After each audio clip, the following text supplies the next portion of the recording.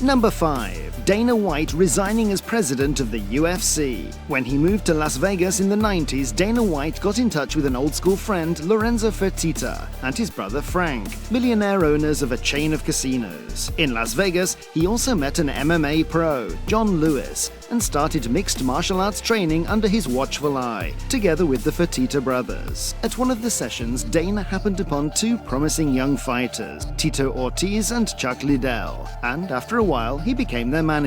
In 2001, while negotiating their contracts with the UFC, he found out that the organization was in financial trouble and was up for sale. White decided to convince the Fertitta brothers to buy the UFC for $2 million USD via the Zuffa company. The deal went through, and the brothers gained 40% of the shares each and White 10%. Since that time, White has been the unceasing frontman of the UFC, and it's difficult to imagine the organization without him. The way he acts, his self-confidence, sometimes arrogance, but also his sense of humor and also mimic appearance predestined him to be the president of the largest MMA organization in the world. As so often happens with people who gain huge success, the promoter has his critics, though no one can undermine his incredible contribution to the development of UFC and the whole of MMA. It's worth adding that in 2016, the UFC was sold to the WME-IMG company for $4 billion USD, and the Fertitta brothers relinquished their shares in the organization,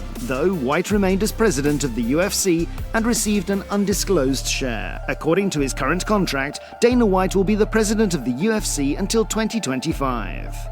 Number 4. Conor winning the UFC welterweight title. At UFC 205 in 2016, the Irishman knocked out Eddie Alvarez, gaining the lightweight belt, thus becoming the champion in 2 divisions. In pre-fight conferences and backstage, he also taunted Tyron Woodley, who was the welterweight champion at that time. I'll take all them belts over there.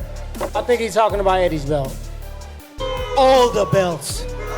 Sometime later, after losing his lightweight title to Nurmagomedov, he defeated Donald Cerrone in the welterweight division and made it clear that he was interested in the championship belt in this category. Since that time, he's got into several verbal tussles with the current title holder Kamaru Usman and expressed his desire to fight him. Recently in social media, we've been able to see a Conor who has put on a significant amount of mass, and it's impossible to rule out that his aim is to join the heavier division for good. Putting him up against Usman would be a huge shock, not to mention the reaction if he went on to win the championship in a third weight division in the UFC. Number 3. Jake Paul's debut in MMA. Jake Paul is a celebrity, internet content creator, and one of the most popular YouTubers in the world. Since the beginning of last year, he's been fighting boxing matches, currently with a 5-0 record. He has defeated 2 former UFC fighters, knocking out Ben Askren and beating Tyron Woodley twice, once on points and the second time by a big knockout. Despite fighting as a boxer, the world of MMA is also talking him up due to his unrelenting media attacks on various fighters and the boss of the UFC. Among other things, he maligned Dana White for not paying his fighters fittingly and for constantly discrediting him. In addition, he regularly challenges him, once stating that he would knock him out if he met him. It could also be said that Jake has created some competition for UFC due to the huge amount of money he's offering to UFC pros to fight in boxing matches with him. Recently, he spoke loudly about an offer of $5 million USD to Georges Masvidal. Earlier, he boasted that he would offer Conor $50 million for a fight. After his recent victory over Tyron Woodley, he stated that he had shamed the whole of the UFC and asked Dana White to give him Usman, Diaz, Conor and Masvidal, and that he'd shame them too. The YouTuber is currently one of the most popular media personalities within the MMA world, and his debut would cause a massive stir. But will it happen? It can't be ruled out, as in an interview a few days ago, Paul said that when he reaches his 10-0 or 12-0 target, he will cross over to MMA and start preparations at the American Kickboxing Academy, the place where Khabib trained. Number 2. A fighter's death after a UFC bout. Bare-knuckle fighting, which has been gaining in popularity, was thrown into crisis a few weeks ago when one of its participants, Justin Thornton, died several weeks after a brutal knockdown from Dylan Kleckler at a bare-knuckle event. After his heavy fall to the canvas, he was partially paralyzed and later caught a spinal cord infection. UFC President Dana White reacted to the event, making it absolutely clear that he's not a fan of the discipline and emphasized how much the UFC takes care of its fighters' health in contrast to other organizations. First of all, is anybody shocked? Bare knuckle fighting? I'm not a big fan. I guess I would call it concern when I see some of our people when they leave here and go there, and it's like, oh my God. We've been putting on fights for 25 years. I've done like over 7,000 fights with no serious injuries in the UFC.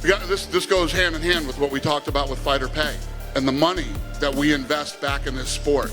The number one thing to us is fighter safety. We ran toward regulation. We do extensive post fight medicals. We follow up afterwards with these guys. Every year, we spend over $20 million on athlete medical. Our pre-fight screening, throughout the last 20 years, we found 10 athletes that had life-threatening, medical problems with them, that career-ending, that they shouldn't be fighting.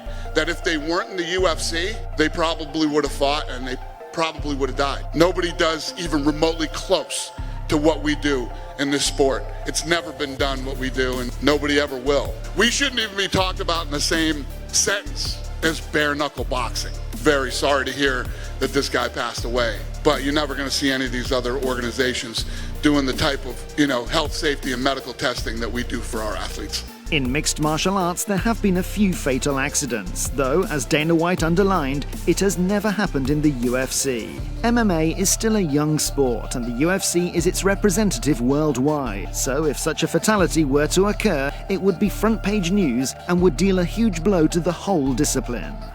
Number 1. Khabib and Conor make up. Conflicts between fighters within MMA are not surprising and are most often created to increase interest in the event. However, sometimes the media attacks go too far, which results in some arguments becoming personal, and this is what happened between McGregor and Nurmagomedov. As usual, the Irishman tried to get into his opponent's head, though this time his offensive was definitely more extreme as he attacked the family and the religion of his rival. It's also worth remembering the famous attack on the coach Khabib was traveling in, due to which several fighters were hurt and the fight was cancelled. Soon after their fight, which Nurmagomedov won, the Russian leapt out of the cage and attacked Conor's corner, inciting a huge brawl between the teams. After a fight, Conor usually made up with his rivals, but not this time. Despite the fight taking place 3 years ago, they're still baiting each other in the media. An official burying of the hatchet after their long history would certainly be a shock to the MMA world, proof of which are reactions to memes showing the two men hugging, or to films showing the fighters talking with each other via cameras on social media.